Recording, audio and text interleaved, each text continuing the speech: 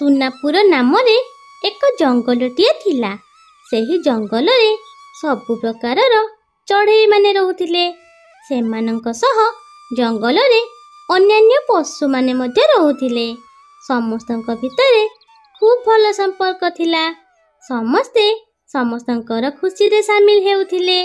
ସେହି ଜଙ୍ଗଲର ମଝିରେ ଏକ ସୁନ୍ଦର ନଈଟିଏ ଥିଲା। ସମସ୍ତେ ସେହି ନଈକୁ ପାଣି ପିଇବାକୁ ଯାଉଥିଲେ। ଆରେ, ଆମ ଜଙ୍ଗଲ ତ କେତେ ସୁନ୍ଦର ନା! ସମସ୍ତେ ଆମେ ଏଇଠି ମିଳିମିଶି ଚଳୁଛନ୍ତି। ସମସ୍ତେ ଚଳୁଛନ୍ତି ଯେ, ହେଲେ ମଣିଷମାନେ ଯେମିତି ଜଙ୍ଗଲର ଗଛ ସବୁ କାଟୁଛନ୍ତି, ଟୋପେ ବି ବର୍ଷାର ଦେଖା ନାହିଁ। ଆଉ ଅଳ୍ପ ଦିନ ପରେ ଖରା ଦିନ ଆରମ୍ଭ ହୋଇଯିବ। ଖରା ଦିନ ହେଲେ ଲାଗୁଛି ଏଥର ଏ ନଈ ପୁରା ଶୁଖିଯିବ। ନଈ ଶୁଖିଗଲେ ମୋର ମରଣଟା ନିଶ୍ଚୟ। ତୁମେ ଏମିତି କାହିଁକି କହୁଛ କୁମ୍ଭୀର ଭାଇ? ସେମିତି କୁହନି। ଆମେ ତ କେତେ ଆଡ଼େ ବୁଲିବାକୁ ଯାଉଛୁ। ଯୋଉଠି ନଈ ଦେଖିବୁ ଆମେ ତମକୁ ସେଇ ଠିକଣାଟା କହିଦେବୁ। ତମେ ସେଇଠିକି ପଳେଇ ଯିବ। ଏମିତି କଥା ହୋଇସାରି ସମସ୍ତେ ନିଜ ନିଜର ଘରକୁ ଫେରିଲେ। ଏମିତି କିଛି ଦିନ ବିତିଗଲା। ଥରେ ଟୁନି ଚଢ଼େଇ ଆଉ ମିନୁ ଚଢ଼େଇ ସାଙ୍ଗ ହୋଇକି ଖାଦ୍ୟ ଖୋଜିବାକୁ ଯାଇଥିଲେ। ସେମାନେ ଦେଖିଲେ କି ଗୋଟିଏ ଜାଗାରେ କିଛି ଶସ୍ୟଦାନା ପଡ଼ିଛି। ସେମାନେ କିଛି ନ ଭାବି ଖାଦ୍ୟଶସ୍ୟ ଆଣିବାକୁ ତା ପାଖକୁ ଚାଲିଗଲେ। ଆଉ ସେମାନେ ଏକ ଜାଲରେ ଛନ୍ଦି ହୋଇ ପଡ଼ିଲେ। ଆଲୋ ଟୁନି, ଆମେ କୋଉଠିକି ପଳେଇ ଆସିଲେ? ଆମେ ତ ଶିକାରୀର ଜାଲରେ ଫସିଗଲେ। ଏବେ ଆମେ କ'ଣ କରିବା? ହଁ ମିନୁ, ଏଇ ମଣିଷମାନେ କାହିଁକି ଯେ ଏମିତି ହେଉଛନ୍ତି ମୁଁ କିଛି ବୁଝିପାରୁନି। ଆମେ ତାଙ୍କର କ'ଣ ଦୋଷ କରିଛେ? ଆମକୁ ଅଯଥାରେ ସେମାନେ କେତେ କଷ୍ଟ ଦେଉଛନ୍ତି। ଏମିତି ସେମାନେ କଥା ହୋଇ ଜାଲରୁ ବାହାରିବାକୁ ଚେଷ୍ଟା କରନ୍ତି, ହେଲେ ସେମାନେ ସେଠୁ ବାହାରି ପାରନ୍ତିନି। ଠିକ୍ ସେତିକି ବେଳେ ଏକ ବିଲେଇ ଆସି ତାଙ୍କ ପାଖରେ ପହଞ୍ଚେ। ଆରେ ଆରେ ସାଙ୍ଗ, ତମେମାନେ ଏଠି କେମିତି ଛନ୍ଦି ହୋଇଗଲ? ହଁ ପୁଷି ସାଙ୍ଗ, ଆମେ ଖାଦ୍ୟଶସ୍ୟ ଲୋଭରେ ଏଇଠି ଛନ୍ଦି ହୋଇଯାଇଛୁ। ତୁମେ ଗୋଟିଏ କାମ କର, ଆମକୁ ଏଠୁ ମୁକୁଳାଅ। ନହେଲେ ସେ ଶିକାରୀ ଯଦି ପଳେଇ ଆସିବ ଆମକୁ ଧରିକି ନେଇଯିବ। ପୁଷି ବିଲେଇ ଡେରି ନ କରି ସଙ୍ଗେ ସଙ୍ଗେ ତା ନଖରେ ସେ ଜାଲକୁ ଚିରି ପକାଇଲା। ଟୁନି ଚଢ଼େଇ ଆଉ ମିନୁ ଚଢ଼େଇ ସେଠାରୁ ଉଡ଼ିକି ପଳାଇଲେ। କିଛି ଦୂର ଯାଇକି ସେମାନେ ବିଲେଇ ପାଖରେ ଅଟକିଲେ। ପୁଷି ସାଙ୍ଗ, ତୁମେ ଆଜି ନଥିଲେ ଆମ ଜୀବନ ଯାଇଥାନ୍ତା। ସତରେ ତୁମେ ବହୁତ ଭଲ। ତମର ଯଦି କେବେ ସାହାଯ୍ୟ ଦରକାର ପଡ଼େ ତାହେଲେ ତମେ ଆମକୁ ନିଶ୍ଚୟ ଜଣେଇବ। ତାପରେ ଟୁନି ଆଉ ମିନୁ ନିଜ ନିଜର ଘରକୁ ଫେରିଯାଆନ୍ତି। ଏମିତି କିଛି ଦିନ ବିତିଯାଏ। କିଛି ଦିନ ପରେ ଖରା ଦିନ ଆସି ପହଞ୍ଚିଯାଏ। ବହୁତ ଜୋରରେ ଖରା ହୁଏ। ଜଙ୍ଗଲରେ ଥିବା ନଈଟି ପୁରା ଶୁଖିଯାଏ। ଯେତେବେଳେ ଚଢ଼େଇମାନେ ପାଣି ପିଇବାକୁ ଯାଆନ୍ତି ସେମାନେ ଦେଖନ୍ତି କି କୁମ୍ଭୀର ସେଇଠି ଅଚେତ ହୋଇ ପଡ଼ି ରହିଛି। ଆଲୋ ଆଲୋ ଟୁନି, ଏ ନଈ ତ ଶୁଖିଗଲା, ଆଉ କୁମ୍ଭୀର ଭାଇ ବି ଅଚେତ ହୋଇଯାଇଛି। ଏବେ ଆମେ କ'ଣ କରିବା? ତୁମେମାନେ କେହି ଚିନ୍ତା କରନି। ମୁଁ ମୋ ଘରେ କିଛି ପାଣି ସଞ୍ଚୟ କରି ରଖିଛି। ଯାଉଛି, ମୁଁ ସେ ପାଣିକି ନେଇକି ଆସିବି। ତାପରେ ଟୁନି ଚଢ଼େଇ ତୁରନ୍ତ ତା ଘରକୁ ପାଣି ଆଣିବାକୁ ଯାଏ। କିଛି ସମୟ ପରେ ଏକ କଳସରେ ପାଣି ଧରି ସେ କୁମ୍ଭୀର ପାଖରେ ଆସି ପହଞ୍ଚେ। ଆଉ କୁମ୍ଭୀର ମୁହଁରେ ପାଣି ପକାଇ ଦିଏ। ତାପରେ କୁମ୍ଭୀରର ଚେତା ଫେରି ଆସେ। କୁମ୍ଭୀର ଭାଇ, ତମେ ଠିକ୍ ହେଇଗଲ ତ? ତୁମେ ଏମିତି ଅଚେତ ହୋଇ ପଡ଼ିଥିଲ କାହିଁକି? ଆରେ ଚଢ଼େଇମାନେ, ତମେମାନେ ସିନା ଆଜି ମୋ ଜୀବନ ବଞ୍ଚେଇ ଦେଲ, ହେଲେ ପାଣି ବିନା ମୁଁ କେମିତି ବଞ୍ଚିବି? ତୁମେ ଚିନ୍ତା କରନି କୁମ୍ଭୀର ଭାଇ। ଏଇ ଯୋଉ ପାହାଡ଼ ଦେଖୁଛ, ସେ ପାହାଡ଼ ସେପଟରେ ଏକ ନଈଟିଏ ଅଛି। ତୁମେ ସେଇଠିକି ପଳେଇବ, ଆଉ ଆମେମାନେ ବି ସବୁଦିନ ସେଇ ନଈକୁ ପାଣି ପିଇବାକୁ ଯିବୁ। ଏସବୁ କଥା ଶୁଣି ତାଙ୍କ ଭିତରେ ଥିବା ପୁଷି ବୁଲେଇ କହେ, ସାଙ୍ଗମାନେ, ତମେ ସିନା ଉଡ଼ିବା ଶିଖିଛ, ତୁମେମାନେ ପଳେଇବ, ହେଲେ ଆମ ଭଳି ଛୋଟ ଛୋଟ ପଶୁମାନେ କ'ଣ ଏତେ ବାଟ ଏ ପାହାଡ଼ ସେପଟକୁ ଯାଇପାରିବୁ? ଆରେ ହଁ ତ, ପୁଷି ତ ସତ କଥା କହୁଛି, ସମସ୍ତେ କ'ଣ ସେପଟକୁ ଯାଇପାରିବେ? ହେଲେ ମୋ ମୁଣ୍ଡକୁ ଗୋଟିଏ ବୁଦ୍ଧି ଜୁଟୁଛି। ଆମେ ଗୋଟିଏ କାମ କରିବା, ଆମେ ସେ ନଈରୁ ପାଣି ଆଣିକି ଏଇ ଜଙ୍ଗଲରେ ଜଳଛତ୍ରଟିଏ ଖୋଲିବା। ଗୋଟିଏ ଜାଗାରେ ସମସ୍ତେ ଆସିକି ଆରାମରେ ପାଣି ପିଇବେ। ଏମିତି କଥା ହୋଇ ଟୁନି ଆଉ ମିନୁ ଚଢ଼େଇ ପାଣି ଆଣିବାକୁ ଆରପଟ ଜଙ୍ଗଲକୁ ଗଲେ। ସେହି ଜଙ୍ଗଲରେ ରାଜା ଚିଲ ଥିଲା ଭାରି ରାଗି। ଯେତେବେଳେ ଟୁନି ଆଉ ମିନୁ ନଈ ପାଖରେ ପହଞ୍ଚନ୍ତି, ଚିଲ ରାଜା ଆସିକି ସେମାନଙ୍କ ପାଖରେ ପହଞ୍ଚିଯାଏ। ଆରେ ମୂର୍ଖ ଚଢ଼େଇ, ତୁମେ ଦି ଜଣଙ୍କର ସାହସ କେମିତି ହେଲା ମୋ ଜଙ୍ଗଲରେ ନଈରୁ ପାଣି ଚୋରି କରିବାକୁ? ମୁଁ ଏ ଜଙ୍ଗଲର ରାଜା, ମୁଁ କାହାରିକୁ ବି ଏ ଜଙ୍ଗଲରୁ କିଛି ବି ଚୋରି କରିବାକୁ ଦେବିନି। ଚିଲ ରାଜା, ଆମେ ଚୋରି କରିବାକୁ ଆସିନୁ, ଆମ ଜଙ୍ଗଲର ନଈ ଶୁଖି ଯାଇଛି, ସେଇଥିପାଇଁ ସବୁ ଚଢ଼େଇମାନେ ଆଉ ପଶୁମାନେ ବି ପାଣି ବିନା ବହୁତ ଛଟପଟ ହେଉଛନ୍ତି, ସେଇଥିପାଇଁ ନଈରୁ ପାଣି ନେବାକୁ ଆସିଥିଲୁ। ଏମିତି ଟୁନି ଆଉ ମିନୁ ଯେତେ କହିଲେ ବି ଚିଲ ରାଜା ସେମାନଙ୍କ କଥା ଶୁଣେନି, ଆଉ ସେ ଦି ଜଣକୁ ତା ସାଙ୍ଗରେ ନେଇଯାଏ, ଆଉ ନେଇକି ସେମାନଙ୍କୁ ବନ୍ଦୀ କରିଦିଏ। ଆରେ ଚିଲ ରାଜା, ତୁମେ କ'ଣ କଲ? ଆମକୁ ବନ୍ଦୀ କାହିଁକି କଲ? ଆମକୁ ଏଠୁ ମୁକ୍ତି କରିଦିଅ। ଆମେ ପାଣି ନେଇକି ଗଲେ ଆମ ଜଙ୍ଗଲର ସବୁ ପଶୁ ପକ୍ଷୀମାନେ ପାଣି ପିଇବେ, ନହେଲେ ସେମାନେ ମରିଯିବେ। ରାଜା ଚିଲ କିନ୍ତୁ ଏମାନଙ୍କ କଥା କିଛି ବି ଶୁଣେ ନାହିଁ। ଆରେ ମିନୁ, ଆମେ କୋଉଠି ଆସି ଫସିଗଲେ, ଏବେ ଆମେ କ'ଣ କରିବା? ଏପଟେ ସବୁ ଚଢ଼େଇମାନେ ଟୁନି ଆଉ ମିନୁକୁ ଅପେକ୍ଷା କରିଥାନ୍ତି। ସେତିକି ବେଳେ କୁମ୍ଭୀର ଆସିକି ସେମାନଙ୍କ ପାଖରେ ପହଞ୍ଚେ। ଆରେ ଏ ଟୁନି ଆଉ ମିନୁ ଏପର୍ଯ୍ୟନ୍ତ ଆସିନାହାନ୍ତି, ଏମାନଙ୍କର କିଛି ଅସୁବିଧା ହେଲା ନା କ'ଣ? ଏମାନେ କୁଆଡ଼େ ଗଲେ? ଚାଲରେ ଆମେ ଯାଇକି ଦେଖିବା। ଏମିତି ସେମାନେ କଥା ହୋଇସାରି କାଳିକାଉ ଆଉ ବବ୍ଲୁ ଚଢ଼େଇ ଆରପଟ ଜଙ୍ଗଲକୁ ଗଲେ। ସେ ଜଙ୍ଗଲରେ ଥିବା ନଈ ପାଖରେ ପହଞ୍ଚିଲେ। ସେଇଠି ଗୋଟିଏ ଚଢ଼େଇ ପାଣି ପିଉଥିଲା। ଚଢ଼େଇ ଭଉଣୀ, ତୁମେ ଏଇଠିକି ଆସିଥିବା ଦୁଇ ଚଢ଼େଇଙ୍କୁ ଦେଖିଛ କି? ଆରେ ଆରେ, ତୁମେମାନେ ଆରପଟୁ ଜଙ୍ଗଲରୁ ଆସିଛ ନା? ଶୀଘ୍ର ଏଠୁ ପଳାଅ, ନହେଲେ ରାଜା ଯଦି ଜାଣିବେ ସେମାନଙ୍କ ଭଳି ତମ ଦି ଜଣକୁ ବି ବନ୍ଦୀ କରିଦେବେ। କ'ଣ ହେଲା? ରାଜା ସେମାନଙ୍କୁ ବନ୍ଦୀ କରିଦେଇଛନ୍ତି? ହେଲେ କାହିଁକି? ଆରେ ବବ୍ଲୁ, ଚାଲ ଚାଲ, ଜଲ୍ଦି ଆମେ ସେ ଚିଲ ରାଜା ପାଖକୁ ଯିବା। କାହିଁକି ସେ ଟୁନି ଆଉ ମିନୁକୁ ବନ୍ଦୀ କରିଛି ତାକୁ ପଚାରିବା। ତାପରେ ସେମାନେ ଦି ଜଣ ଚିଲ ରାଜା ପାଖକୁ ଗଲେ। ଚିଲ ରାଜା, ତୁମେ ଆମ ଜଙ୍ଗଲର ଚଢ଼େଇକୁ କାହିଁକି ବନ୍ଦୀ କରି ରଖିଛ? କାହିଁକି ବନ୍ଦୀ କରିଛି? କାହିଁକି ନା ସେମାନେ ମୋ ବିନା ଅନୁମତିରେ ମୋ ଜଙ୍ଗଲର ନଈରୁ ପାଣି ଚୋରି କରୁଥିଲେ, ସେଇଥିପାଇଁ ମୁଁ ସେମାନଙ୍କୁ ବନ୍ଦୀ କରି ରଖିଛି।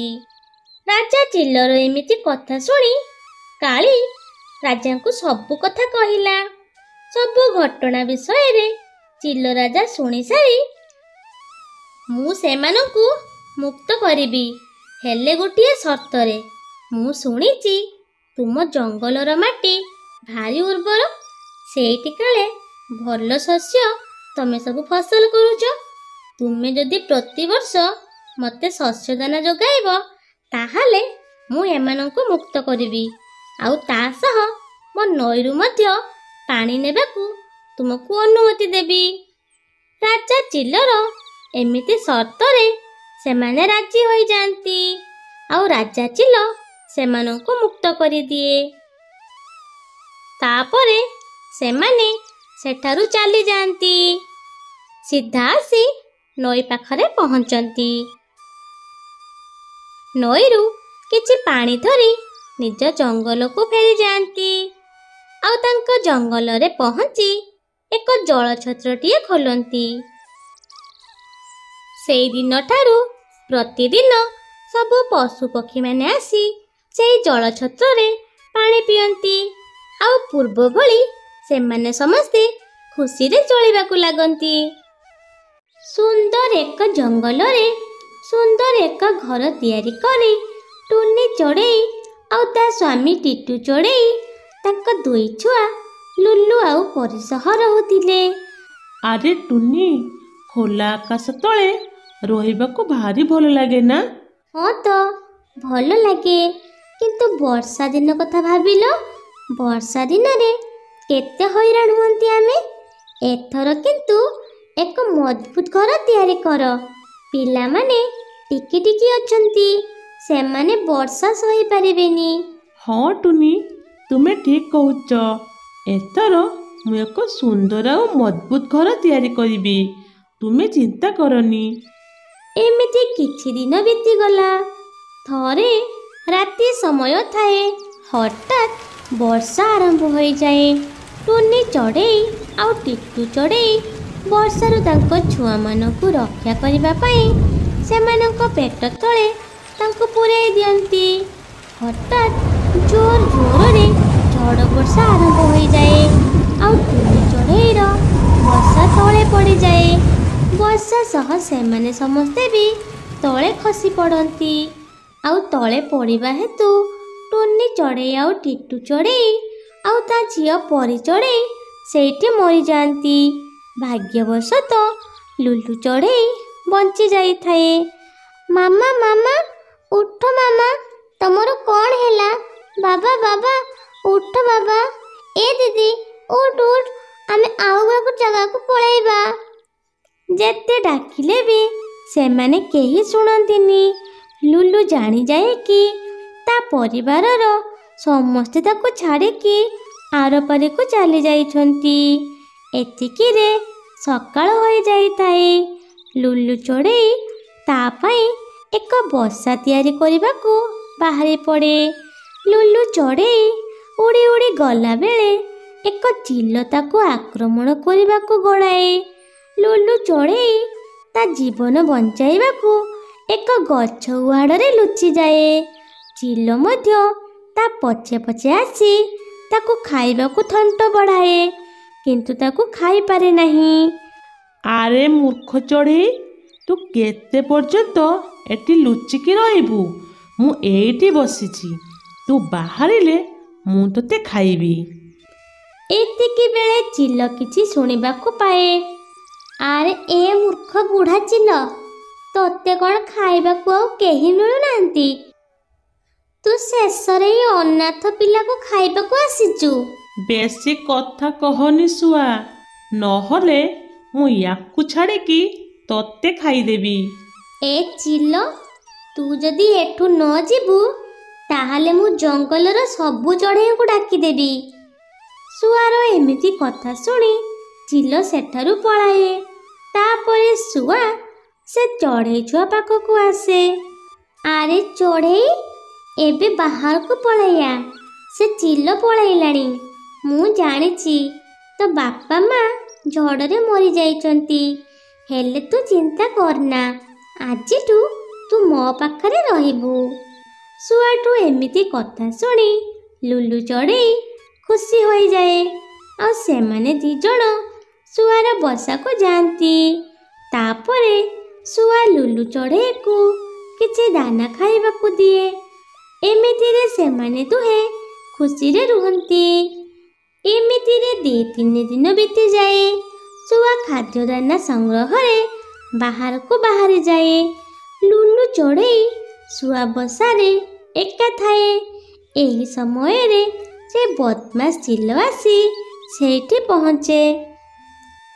ଆରେ ଆରେ ଚଢ଼େଇ ଛୁଆ, ସେଦିନ ସିନା ବଞ୍ଚି ଯାଇଥିଲୁ, କିନ୍ତୁ ଆଜି ତତେ ମୁଁ ଖାଇବି। ଏତିକି ବେଳେ ଚିଲ ପୁଣି କିଛି ଶୁଣିବାକୁ ପାଏ। ଆରେ ଏ ମୂର୍ଖ ଚିଲ, ତୁ ସେ ଚଢ଼େଇ ଛୁଆଠୁ ଦୂରେଇ ଯା। ତାକୁ ଛୁଇଁବାକୁ ଚେଷ୍ଟା କରିବ ତ ମୁଁ ତତେ ମାରିଦେବି। ତୁ କିଏ ରେ? ମୋତେ ପୁଣି ତୁ ମାରିବୁ? ମୁଁ ସୁନେଲି ଚଢ଼େଇ, ଜଙ୍ଗଲର ସବୁ ଭଲ ପକ୍ଷୀମାନଙ୍କୁ ସୁରକ୍ଷା ଦେବା ମୋ କାମ। ଏମିତି କହି ସୁନେଲି ଚଢ଼େଇ ତାଙ୍କ ଶକ୍ତି ସାହାଯ୍ୟରେ ଚିଲକୁ ତଳକୁ ଗଡ଼ାଇ ପକାଏ। ଚିଲଟି କିଛି ନ ଭାବି ସେଠାରୁ ଉଠିକି ଦୌଡ଼ିକି ପଳାଏ। ଏତିକି ବେଳେ ମିଟୁ ଶୁଆ ଆସି ସେଠାରେ ପହଞ୍ଚେ। ତୁମେ କିଏ? ଲାଗୁଛ ତୁମେ ଭଲ ଚଢ଼େଇ। ହଁ, ମୁଁ ସୁନେଲି ଚଢ଼େଇ। ଏହି ଜଙ୍ଗଲରେ ରହୁଥିବା ତୁମ ଭଳି ସବୁ ଭଲ ଚଢ଼େଇମାନଙ୍କୁ ରକ୍ଷା କରିବାକୁ ପରୀ ଚଢ଼େଇ ମୋତେ ପଠାଇଛନ୍ତି। ତାପରେ ସୁନେଲି ଚଢ଼େଇ ମନେ ମନେ କିଛି ମନ୍ତ୍ର ପଢ଼େ, ଆଉ ସଙ୍ଗେ ସଙ୍ଗେ ଲୁଲୁ ଚଢ଼େଇର ଏକ ସୁନ୍ଦର ଘର ତିଆରି ହୋଇଯାଏ।